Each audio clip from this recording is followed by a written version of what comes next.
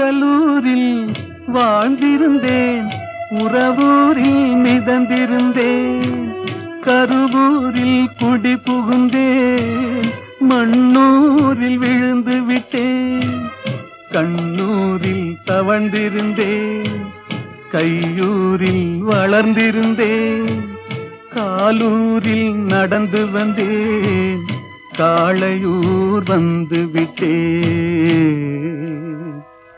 வேலூரை பார்த்து விட்டேன், விடியூரில் கலந்து விட்டேன், பாலூரும் பருவம் என்னும் பட்டினத்தில் குடி புகுந்தேன்.